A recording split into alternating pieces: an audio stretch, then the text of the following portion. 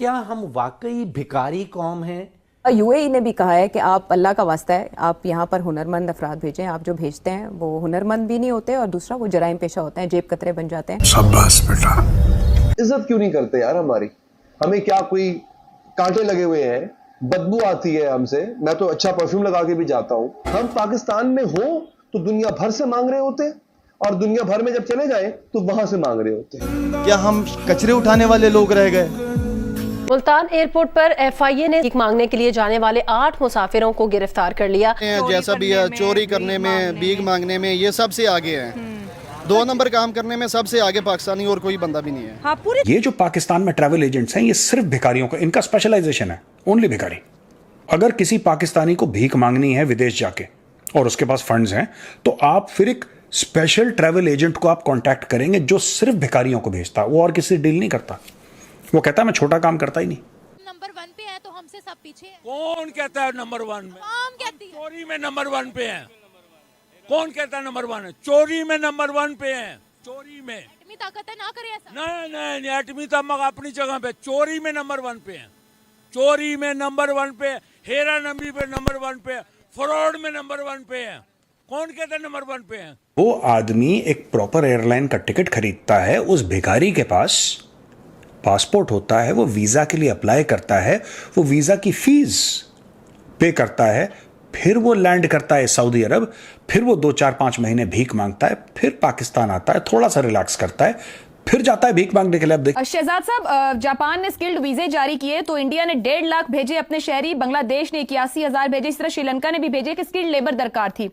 पाकिस्तान से सिर्फ 200 लोग गए और भिखारियों में हमारा नंबर पहला है। मुत्तहिदा अरब अमारात में भीख मांगते हुए 5 खवातीन समेत 10 पाकिस्तानी गिरफ्तार। यूएई हुकाम ने पाकिस्तानी हुकाम को इस हवाले से आगाह कर दिया है। वफाकी तहकीकाती इदारे एफआईए के जराये के मुताबिक पंजाब के जिला बिहाड़ी के रिहायशी 3 खवातीन, आमना बीबी, कौसर बीबी और फरजाना बीबी, और लाहौर से ताल्लुक रखने वाली जमीला बीबी और जुबैदा बीबी को मुत्तहिदा अरब अमारात में मुख्तलिफ कार्रवाइयों के दौरान भीख मांगते हुए गिरफ्तार किया गया, जिन्हें जेल भेज दिया गया। उन्हें पाकिस्तान बेदखल करने की तैयारी की जा रही है। हुकाम के मुताबिक इसी तरह की कार्रवाइयों में डीजी खान के रिहायशी मोहम्मद जकरिया, भावल नगर के वसीम हैदर, लाहौर के मोहम्मद उस्मान, चारसद्दा के एजाज खान और पेशावर के अब्दुल्लाह को भी भीख मांगते हुए गिरफ्तार किया गया। हुकाम का कहना है कि इन अफराद को पाकिस्तान रिपोर्ट करने के लिए इमरजेंसी पासपोर्ट तैयार कर लिए गए हैं। पाकिस्तान पहुँचने पर उन्हें गिरफ्तार करके कार्रवाई की जाएगी। ने पाकिस्तान, बांग्लादेश, नेपाल और श्रीलंका के मुसाफिरों पर पाबंदी लगा दी है। अच्छा बात नहीं है। अपने मुल्क जाकर पाकिस्तानियों के भीख मांगने के संगीन नताइज सामने आने लगे। 8 लाख तालीम याफ्ता और हुनरमंद अफराद मुल्क छोड़कर चले गए हैं और इसके साथ मुत्तहिदा अरब अमारात ने पाकिस्तान के 24 शहरों को वीजे के लिए ब्लैक लिस्ट कर दिया है। ना हुए ना बदनाम तो क्या नाम ना होगा, ऐसे ही कहते हैं। बदनाम ना होंगे तो क्या नाम ना होगा। तो यही कुछ सूरत हाल है और वो जो खबर है मतलब बड़ी तकलीफ होती है। बाहर लोग जाते हैं कुछ बनने के लिए, पढ़ने के लिए, कमाने के लिए, रोशन मुस्तकबिल के लिए, लेकिन पाकिस्तानियों के हवाले से जो इंकशाफ हुआ है वो बड़ा ही चश्मकुशा है। बदतरीन महंगाई कह लें जी, बेरोजगारी कह लें, लेकिन इसके बावजूद आप जब बाहर जाते हैं तो चले यहाँ आपको मौके नहीं मिल रहा है, वहां मिल सकते हैं। पढ़े लिखे हुनरमंद अफराद कमाने की गर्ज से बाहर जाते हैं, लेकिन पाकिस्तान के कुछ ऐसे लोग हैं जो भीख मांगने के लिए बाहर जा रहे हैं। आप ऐसा नहीं कर सकते। मुल्क को बदनाम आप कर रहे हैं। आपकी वजह से लाखों बेरोजगार लोग, नौजवान उधर बैठे हैं, उनके वीजे नहीं लग रहे। 4 मुल्कों ने पाबंदी लगा दी है कि ये कमीने लोग इधर आके मांगते हैं। आपको कोई खुदा का खौफ है? इस चीज का खौफ है ना? क्यों मांगते हैं इधर आके? क्यों मांगते हैं? हम लोगों का आपने सत्यानाश किया हुआ है। क्यों सत्यानाश किया हुआ है? आप अच्छी वेल सूटेड हो के एक तस्बीह हाथ में माशाल्लाह पकड़ी है, जिक्र करते दुकान में आए हैं और आप आते ही आपने गेम डालना शुरू कर दी और मांगना शुरू कर दिया और अजान हो रही है, मस्जिद में नहीं गए आप। तो मस्जिद में जा रहे हैं हम। क्यों? अभी मैंने कहा है तो जा रहे हैं। आप तो इधर बैठ गए थे चेयर पे मेरे सामने। कहा है बैठ जाएं बात करें। अगर आप अल्लाह वाले होते तो आप जरूर जाता। आपने एहतराम दिया। नहीं, एहतराम इसीलिए दिया कि मैं आपको अंदर से देखना चाहता। आप हो क्या? आपने एहतराम दिया, आपने कहा बैठ। आप माशाल्लाह अमानत। फ्रैंकली नाम एजुकेशन सेक्टर में अपनी आवाम के लिए ज्यादा कुछ कर सके हैं, ना तो उनकी इस ट्रेनिंग के हवाले से, उनकी स्किल डेवलपमेंट के हवाले से हम बहुत कुछ कर सके हैं।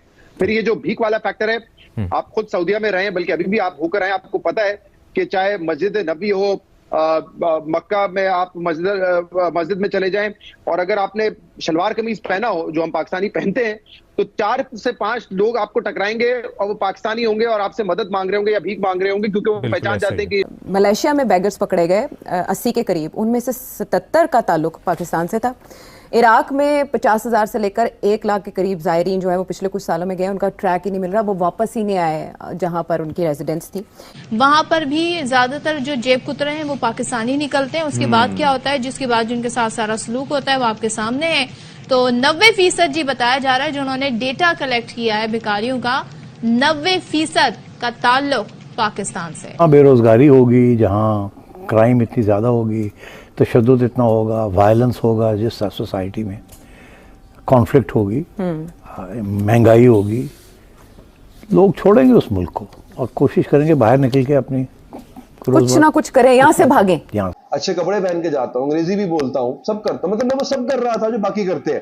अंग्रेजी भी अच्छी बोल रहा था। पाकिस्तान में शहबाज शरीफ हो या जनरल आसिफ मुनीर, सब ने दूसरे देशों से उधार मांगने में पीएचडी कर रखी है। इसीलिए पाकिस्तान का नाम भीख मांगने से ज्यादा बड़ी गाली बन गया है कि ये जो भिखारी है वहाँ जाके इनको पता नहीं है कि ये पाकिस्तान की तरह नहीं है, वहाँ जाकर आप भी किस तरह नहीं मांग सकते, आप पकड़े जाएंगे।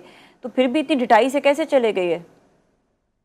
जी असल में इस तरह है कि यहाँ पे जो पाकिस्तान से भिखारी आते हैं, ये अगर पकड़े भी जाते हैं तो इनको जेल में रख के थोड़े दिनों की सजा होती है और उसके बाद इनको डिपोर्ट कर दिया जाता है। तो इस बात का इनको यकीन होता है, चूंकि सऊदी हुकूमत ने जो हज और उम्रा ज़ायरीन है इनके लिए बहुत नरमी की हुई है और इनको जो है इनके खिलाफ जो है इतनी ज्यादा सख्ती नहीं की जाती जिस तरह एक आम वर्कर के खिलाफ की जाती है। तो ये उसका फायदा उठाते हैं, क्योंकि इनका शुमार जो है वो उम्रा ज़ायरीन में होता है।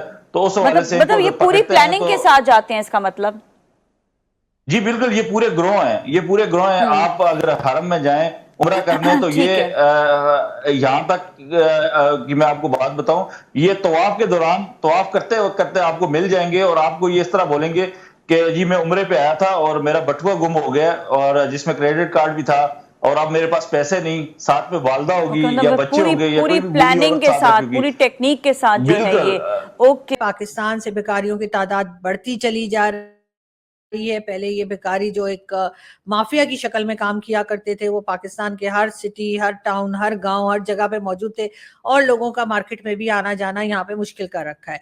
जिधर बाहर निकलिए उधर आप देखेंगे कि वो आपसे पैसा मांग रहे हैं, आपसे भीख मांग रहे हैं, आपके पीछे पड़े हैं। लेकिन साथ साथ हम ये भी देख रहे हैं कि अब ये इंटरनेशनल लेवल पे भी जा चुके हैं। अब इन्होंने जो है वो गल्फ कंट्रीज का रुख कर लिया है और वो दुबई में सारी सिचुएशन देखी। दुबई के वीज़े जो हैं वो बंद हो गए पाकिस्तानियों के लिए जो 45 से कम उम्र के लोग हैं। तो ये बड़ा एक सिचुएशन बड़ी ख़राब हो रही है इस तरह से। तो ये तो मुल्क की बदनामी के साथ साथ आप ये देखें ना कि जो लोग रोज़गार के लिए जाते हैं उनके लिए कितनी दिक्कत हो रही है।